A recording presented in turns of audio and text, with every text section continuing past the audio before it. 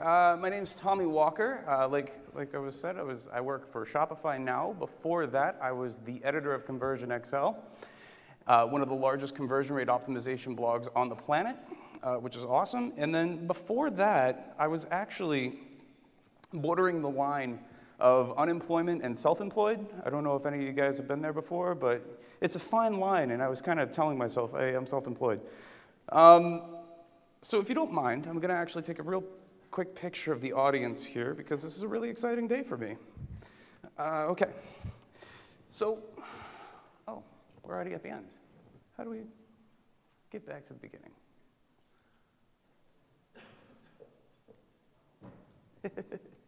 Sorry about that, guys.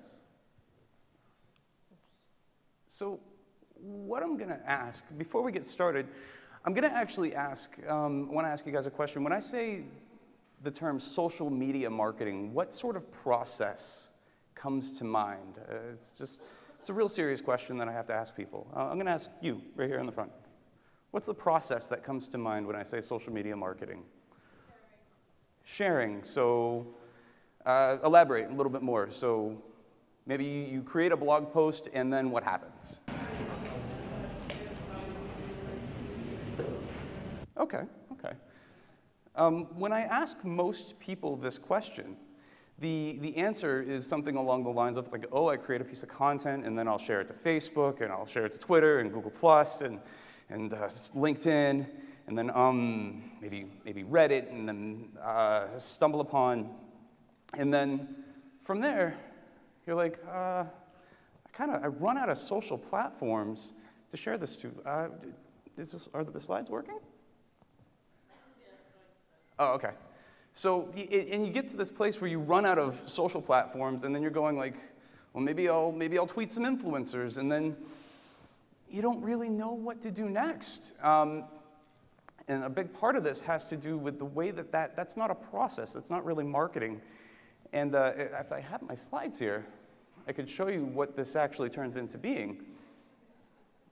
There we go. All right. So I'll press this one. Okay, well, you know what? We're just going to backtrack. We'll do the whole presentation backwards. How about that? So, all right. See, spoiler alert. I don't know if you, here we go. Right? Oh, no, okay.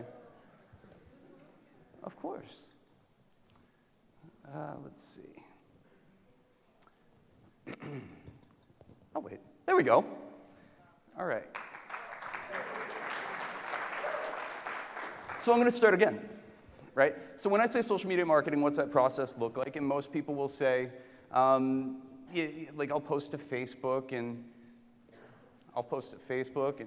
Twitter and LinkedIn and Google Plus and Reddit and stumble upon and maybe I'll tweet some influencers. And then the question I ask after that is like, okay, how do you make sure your stuff is getting seen?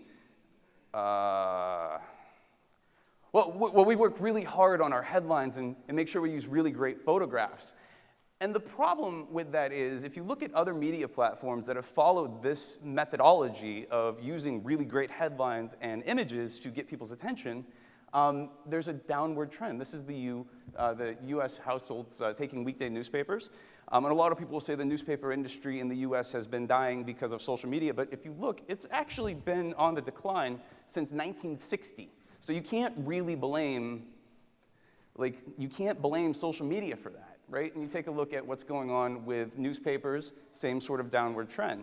So I'm not saying that headlines and images aren't useful, but when that becomes the whole thing that you do, it makes it so it's unsustainable, and other platforms have shown us that relying on headlines and images is completely unsustainable. And the other question is like, what happens when we all start relying on headlines and images to get people's attention, right? If the whole goal is to get people to share, and you're relying on the headline and image to get people's attention to do that, the end result of that is BuzzFeed.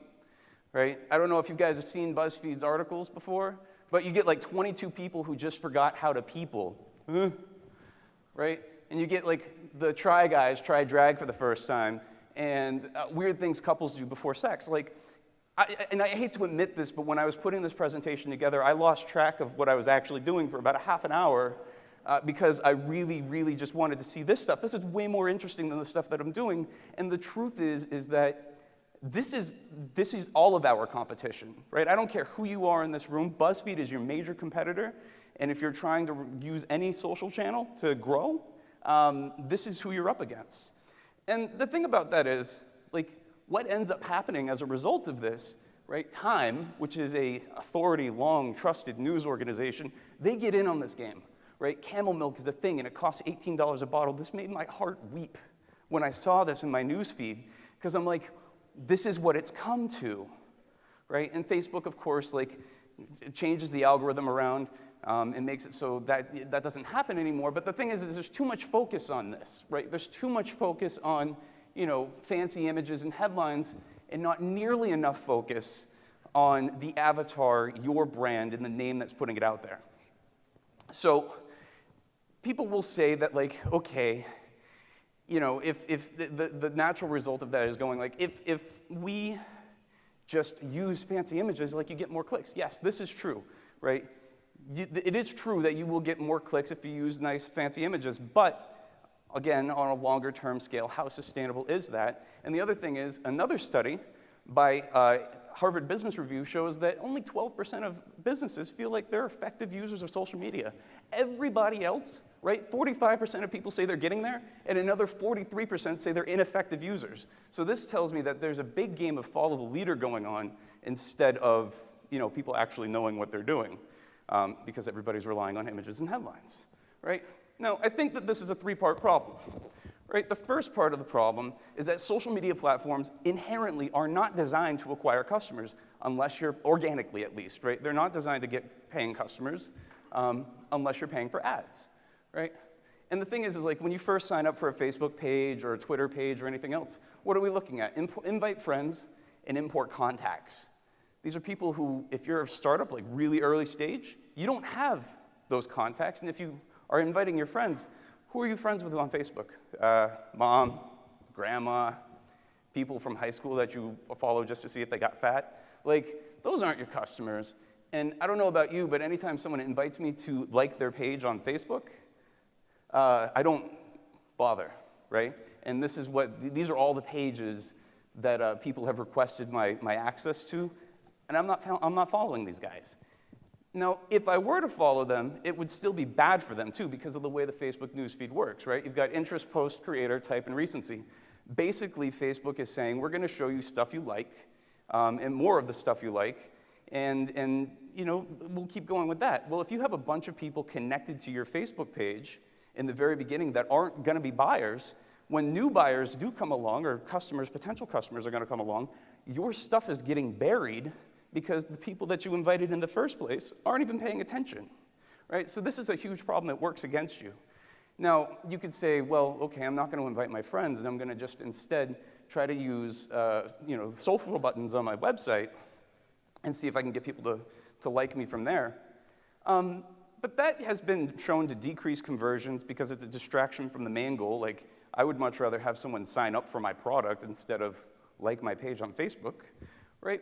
And then, how effective is it really? This was, you know, just from this example here. You've got 8 people liking it and 1 person sharing it. But does that really gonna, like, are the people who are seeing that, are they really gonna be qualified prospects? I don't really think so. And then that leads us to going, like, I'm gonna use ads, right? I'll use ads and target people by their intersection in the profile. But, and that can be very effective, so I'm not gonna say that it's not. But you can't control what your ad is showing up against, right? If I'm looking at the State of the Industry Retargeting Report Q2 2014 or 17 Game of Thrones throwback photos, I'm sorry, but Game of Thrones wins every single time. Which leads us to the second problem. Most social media strategies aren't really strategic at all, right? We're going to post until we run out of networks. That's the idea. Maybe if we use interesting headlines and images, we're going to grab attention. And the thing is, if that's not working, then the natural answer that people have come up with is, we'll post it again, right? We run out of social networks, we wait a little while, we'll post it again. Now, this does get some action. But the flip side of that is, if you're not actively growing that social media following, right, you're not taking the intentional steps to grow it, and instead you're just saying like, oh, I'm going to rely on people sharing my stuff and marketing my business for me, then it's not really going to be sustainable. This is a study done by Paris that found that information was published too often was the number 3 reason why people unliked Facebook pages. And then the number 1 and number 2 reasons that people stopped following Facebook pages was the brand was no longer of interest to me and the information was not interesting, right? So this is what the repetitive posting kind of happens. And I would say that this isn't just Facebook that happens. I know I personally unsubscribe from emails that they blast me too often, right? How many in the room? Like, yeah, you're like, oh, stop emailing me, right? Same idea. The other problem that happens with social media, the way the platforms are designed right now, is that you have, insights right here. Here's Facebook Insights. And you can see kind of at like 2 p.m., I'm sorry, my slides are a little blurry here. At 2 p.m., you have 1,585 people on that page connected to you at that time. So if you're following a database methodology, you're going to go, well, I'm going to post when the most people are online. But you don't know who those people are, right? Or how they got to your page, or did they like you because they liked that thing you wrote about landing pages, or did they like that other thing that you wrote about PPC ads, right? You have no idea who those people are. At least with email, right, another time-tested platform here, you can see when people are most likely to click, but also if you're digging into those reports, you'll find what they're clicking on and the exact subscriber who's clicking on what, right? So that will allow you, if someone clicked on this email ad, I could create a targeted segment, I could follow up with them, I could continue iterating on this stuff, and putting out more stuff that might be interesting to the person who's clicked on, gifts for dad. And if you're relying on headlines and images, one of the things that you're going to have to know is the stuff that people are interested in order to keep following up with that. And you don't have that, right? You don't have that. And the other thing is, if you're relying on headlines and images, you want to make sure that it's all like super overwhelmingly awesome and people are like, oh, you got to share this. But this is a study by Mention.com that found that most, almost 77% here, most of those mentions were just neutral, right? People aren't going like, oh, you got to check out this post is amazing, and look at this company. No, that's not like that. In fact, most of the stuff is mundane, right? Most of the metrics are pretty neutral. People seeking assistance, customer service, any of that type of stuff. And then like 5.81 negative mentions, like those aren't going to be useful to your brand at all, right? And then the other thing is that if you are relying on using social media to get the feedback, and it's this like post something, put it on the top of the page, wait for people to respond, everything you get back is going to be biased. So you can't use this for any, it's really unreliable to use it for any kind of market research, because you're going like, hey, like this was an example we had for Conversion XL where we were doing website reviews, and we asked if people wanted to keep doing it. And all of the responses were yes, which was awesome. And if the response was going to be no, do you think they were really going to tell us? Right? Most people aren't going to tell you they're not interested. They're just going to keep scrolling. Don't even bother. So you can't really use it for market research that way either. And then the third problem is if you're going, okay, well, I'm not going to rely on images or headlines, and I'm not going to rely on my existing user base here, then you go, okay, well, now I have to actually go out and find customers, right? How many people here are early stage, like pre-customers, or like very first? Okay, so we've got some people here. That's good. Poor targeting and haphazard networking is not really a strategy, right? So I see this on Twitter all the time. I've heard this advice before on Twitter where they say the follow-unfollow strategy. Maybe you've heard this before too, right? They're like, follow people. Maybe you go to a brand that's a competitor and you start following their followers. Who's heard that before? Right? Follow your brand, follow your competitor's followers. Okay. Well, you get maybe a headline or maybe an image there, and that's pretty much it. And the idea is that if you follow a bunch of people who are followers of the competitor's brand, maybe they'll click through to your profile. They'll see the pin that the latest post that you've pinned here, and then maybe they'll click through and maybe they'll sign up, right? That's not really sustainable. The other one is the tweet at people who need the thing you do strategy, right? So plug in a few keywords into Twitter, And then if anybody needs something, if they mention something that's related to your brand, like the problem that you might have, you follow up with them. So this was an example by Mark McColligan here. I don't know him, but I was just testing this out. And he said, hey, anyone have an idea for a CRM tool? And then like 3 different companies in the span of 24 hours were like, try us out.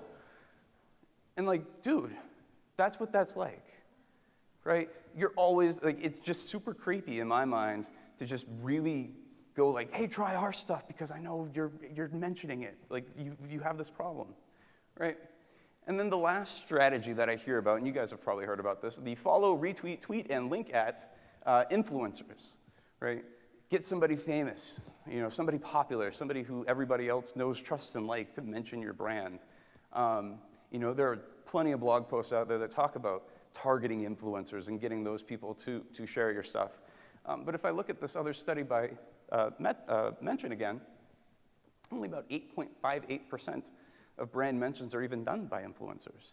All of the core of all of the mentions that happen about different brands are coming from people with less than 500 followers, right?